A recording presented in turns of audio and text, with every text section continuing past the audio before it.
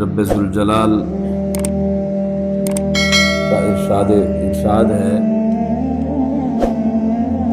کہ میں بندے کو وہاں سے بچا دیتا ہوں، مصیبتوں سے، ظلم سے، زیادتیوں سے، رسوائی سے، آزمائشات سے، مخلوق کے ایذا سے، درندوں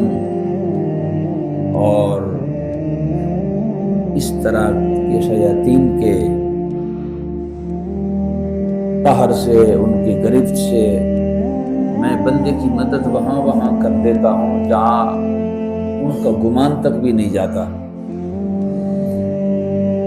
اور میں جب بھی انسان کو کسی مصیبت سے، کسی غم سے یا کسی آزمائش سے بچاتا ہوں